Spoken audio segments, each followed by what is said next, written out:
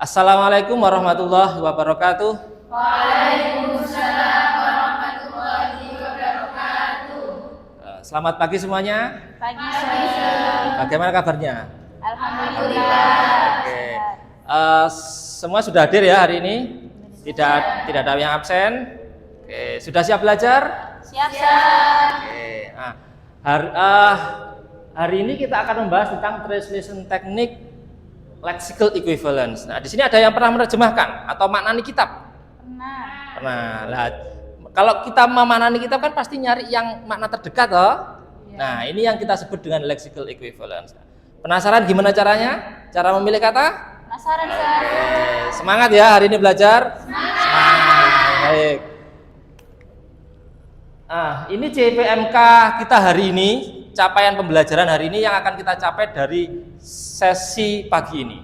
Mahasiswa mampu memahami translation technique lexical equivalence secara mandiri dan berkelompok dalam konteks teks sains dan Islam. Ini JPMK kita hari ini, tujuan target pembelajaran hari ini.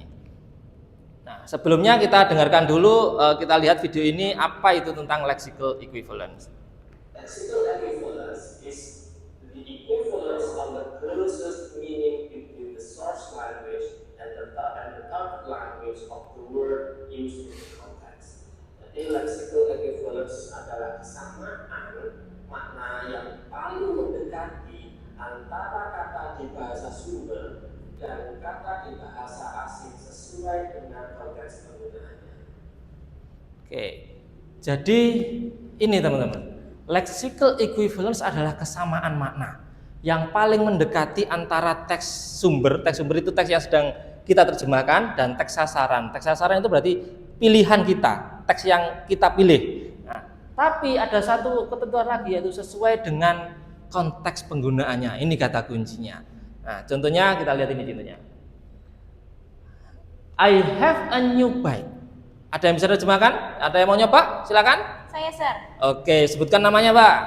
Perkenalkan, nama saya Usatun Hasanah. Baik. Saya akan menjawab pertanyaannya, yaitu Oke. I have a new bike, yang mana memiliki arti saya memiliki sepeda baru. Oke, sepeda baru. Nah, kenapa kok baik di sini Mbak Uus terjemahkan sebagai sepeda? Karena baik di konteks itu aslinya memiliki arti sepeda ontel. Nah, kalau misalkan di dalam teks itu ada kata-kata motor baik, maka dia diartikan sepeda motor. Nah, di dalam konteks ini itu hanya menggunakan kata baik sehingga diartikan sebagai sepeda ontel. Begitu, Sir. Oke, betul. Jadi karena teks ini tulisannya atau bunyinya hanya baik saja, kawan-kawan. Jadi kita tidak bisa menerjemahkannya sebagai sepeda motor, karena beda.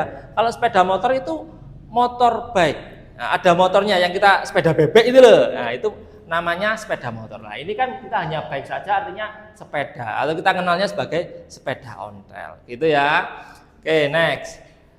Nah, ini terkait penelitian yang pernah saya lakukan. Ternyata memang tadi yang contoh tadi itu saya ambil dari film yang berjudul Hidden Figures Movie. Ini penelitian saya menemukan ternyata memang translation teknik yang lexical equivalence itu dipakai juga di dalam menerjemahkan film ini. Ini penelitian saya juga ternyata berbunyi seperti itu.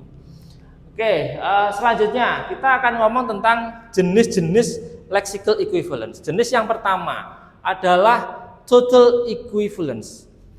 Total equivalence adalah kesepadanan makna ketika teks memiliki makna yang tidak ambigu atau jelas. Maknanya itu jelas, tidak ambigu sama sekali.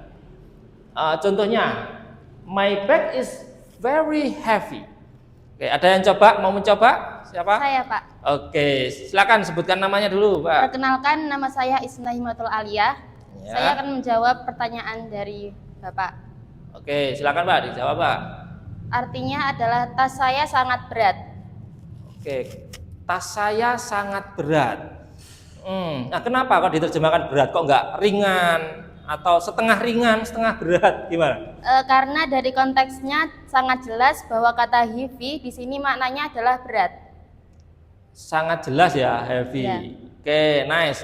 Jadi teman-teman, kata heavy itu memang sudah tidak ambigu lagi, sudah jelas, tidak ada yang namanya heavy itu setengah berat, itu beda. Ya, yang ada kita lawan kata dari ringan ya pasti berat kan, tidak kok setengah berat. Nah, ini artinya kata heavy di sini ini sudah tidak ambigu, sudah jelas, tidak ada sinonimnya. Pak, kalau abot bagaimana? Ya itu kan bahasa Jawa ya. Kalau abot itu enggak, bahasanya itu sama saja. Heavy itu berarti berat, ya abot itu ya sama. Itu artinya ya tidak ambigu. Berarti di sini jenisnya apa, Mbak? Jenis terjemahannya apa? Total atau partial? Total, betul. Ini total equivalence, karena tidak ambigu. Oke, next. Jenis yang kedua tadi kan total, sekarang itu partial. Partial artinya sebagian sebenarnya.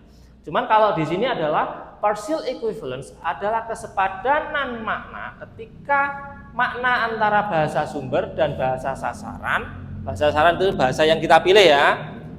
Itu memiliki kata yang berbeda. Tapi pemilihan katanya harus tepat sesuai dengan konteks bahasa sumbernya. Nah, di sini contohnya ini. The rain is very heavy. Kalau tadi heavy kita apa terjemahnya? Berat. Betul. Sekarang ada yang mau mencoba ini terjemahnya? Saya. Oke, silakan Mbak, perkenalkan namanya. Perkenalkan, nama saya Khofifatul Mabruro. Saya akan Oke. menjawab pertanyaan dari Bapak. Jadi the rain is very heavy itu artinya adalah hujannya sangat lebat. Sangat lebat. Kenapa kok lebat? Tadi kan heavy berat itu terjemahnya. Karena jika dilihat dari konteksnya, secara logika hujan itu adanya lebat, tidak berat. Ya, secara logika ya oke. Kalau saya terjemahkan gini, hujannya sangat berat. Masuk akal nggak? Ya, Kenapa? karena hujan Karena hujan nggak berat, ya kan? Kalau hujannya saya tampung, misalnya, berat nggak? Ya, tapi kan itu beda ya. Itu ditampung, tapi kan konteksnya berbeda. Kalau ini the rain is very heavy, artinya hujannya kan yang turun kan, bukan kok kita tampung. Maka itu sudah beda konteks. Nah, oke, berarti di sini ya lebat. Sangat berbeda kan dengan yang tadi berat, heavy harusnya berat, sekarang jadi lebat. Sangat berbeda jauh ya di sini. Oke, kalau hujannya sangat deras, betul apa salah? Betul atau salah? betul. Deras dengan lebat, hujannya deras sekali ini. Gimana? Benar. Betul apa salah? Betul. Kurang betul. Kenapa kurang betul? Kalau deras itu identik sama aliran yang air yang mengalir. Deras itu identik dengan air yang mengalir. Oke. Hujannya deras, hujannya lebat. Ya, sebenarnya sinoniman saja itu. Nggak masalah kalau kita pakai deras dan lebat. Cuman memang kita lebih mudah kalau lebat ya kalau hujan. Oke, bagus. Kalau berarti ini disebut dengan partial equivalence, teman-teman. Oke, masih semangat semuanya? Oke, sekarang kita coba nih. Kita coba pemahaman kita ya. Sudah paham pastinya ya tadi. Ada berapa jenisnya? Ada 2. Apa yang pertama? Total equivalence. Kedua? Oke, kalau total equivalence berarti ambigu atau tidak ambigu? Tidak ambigu. Kalau partial equivalence berarti sama atau tidak dengan teksnya? Mendekati. Tidak sama antara teks sumber dan teks sasaran. Oke, sekarang kita coba ya, kita pahami ini. Saya punya teks ini, kita pahami. Saya bacakan dulu. John invited me itu Doni,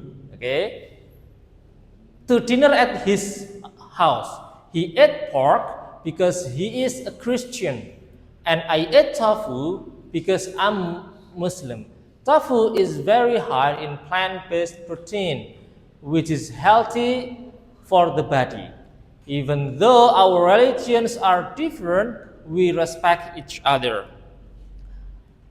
John mengundang saya untuk makan malam di rumahnya. Dia makan daging babi karena dia Kristiani, dan saya makan tahu karena saya Muslim.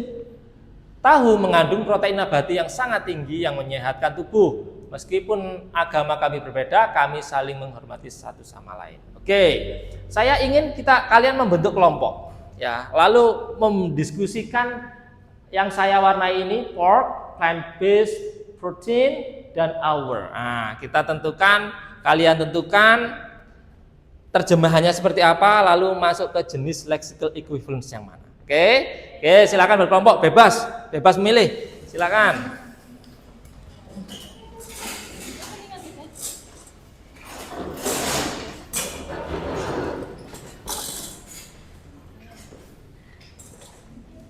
Oke, kelompok 1 yang mana? Angkat tangan. Oke, kelompok 1 4 orang. Kelompok 2? Oke, ada 4. Kelompok 3 berarti ini ya. Ada 5. Oke, silakan dibaca, dicermati, didiskusikan. Pertanyaannya adalah terjemahannya apa? Lalu tentukan jenis lexical equivalence yang mana. Oke, tadi kita punya 2 ya. Silakan, saya kasih waktu beberapa saat untuk mendiskusikan ini.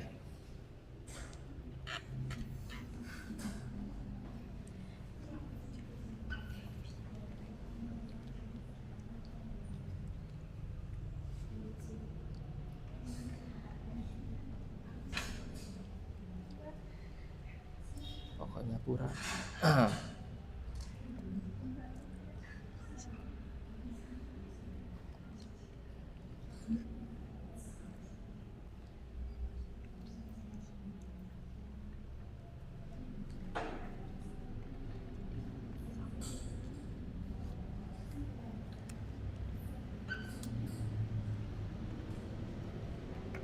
Oke, semuanya sudah menemukan jawabannya? Masih belum ya? Oke, lanjutkan dulu.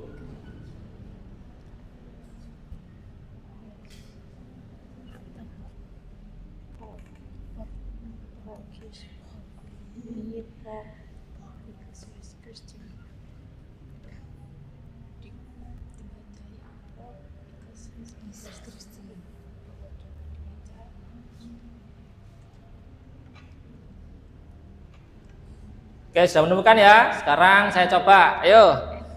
Kelompok 1 dulu yang jawab ini. Kita urut aja di kelompok 1. Oke, kelompok 1. Ini kita punya he ate pork because he is a Christian. And I ate tofu because I'm Muslim. Nah, saya tandai di sini adalah pork. Yang saya tandai oranye. Gimana analisisnya? Silakan. Ate pork because he is a Christian. Nah, terjemahan dari kata itu adalah dia makan daging babi karena dia seorang Kristen. Oke, kenapa pork di sini diterjemahkan sebagai daging babi? Karena dilihat dari konteks kalimatnya, kata pork dalam kalimat ini tuh berarti daging babi seru. Oke, kalau kita ganti kata daging ayam, bisa nggak? Lebih pas pakai daging babi. Lebih apa? Lebih pas.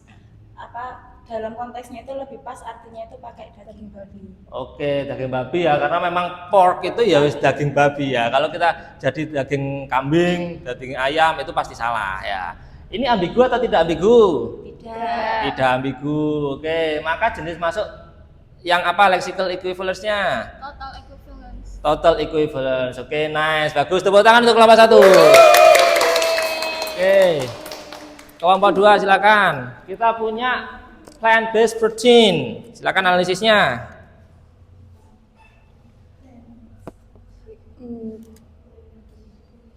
Tofu is very high in plant-based protein which is healthy for the body. Itu artinya tahu mengandung protein nabati yang sangat tinggi yang menyehatkan tubuh. Oke, protein nabati ya terjemahannya. Alasannya kenapa kok protein nabati? Jadi kata plant-based protein di konteks ini sudah sangat jelas, Pak. Terjemahannya protein nabati. Jika diterjemahkan sebagai protein hewani, pembaca bisa salah tangkap. Oke, bagus. betul sekali. Kalau ini jadikan protein hewani jelas sangat beda ya, karena hewani itu berasal dari hewan, kalau nabati berarti dari tumbuhan. Oke, sekarang jenis leksikalnya apa? Total atau partial? Total Total equivalence ya. Oke, karena tidak ambigu. Oke, tepuk tangan untuk kelompok 2. Oke, selanjutnya untuk kelompok 3. Yang even though our religions are different, we respect each other. Kami menerjemahkan meskipun agama kami berbeda, kami saling menghormati satu sama lain. Oke, kami saling menghormati satu sama lain. Oke, kenapa kok kami? Karena menggunakan kata our. Menggunakan kata our. Oke. Sudah? Oke. Kalau saya jadikan kita, betul atau salah? Betul atau salah kalau kita? Betul. Oke, kalau kita maka tentunya salah. Karena apa? Karena kalau kami itu artinya ini percakapan antara John dan Doni. Maka ini cukup pakai kami. Kalau kita maka berarti kalian masuk dalam percakapan itu. Oke, gitu ya. Nah, ini masuk jenis apa? Masuk jenis partial equivalence. Masuk jenis partial equivalence karena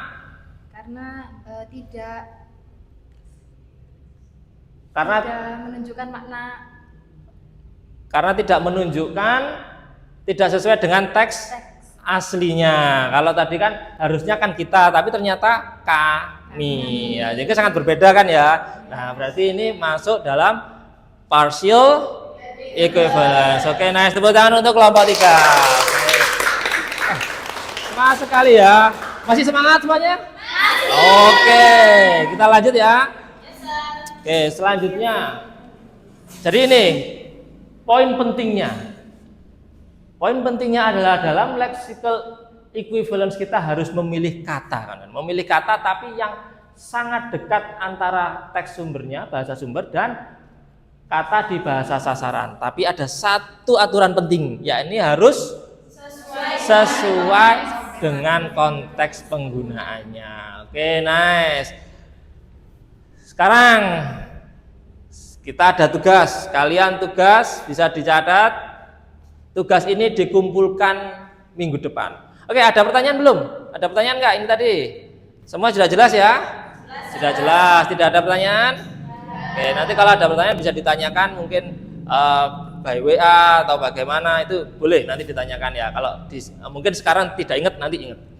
Oke, pertama, buat rangkuman secara mandiri terkait materi lexical equivalence yang sudah kita bahas. Dirangkum ya, lalu dikumpulkan minggu depan.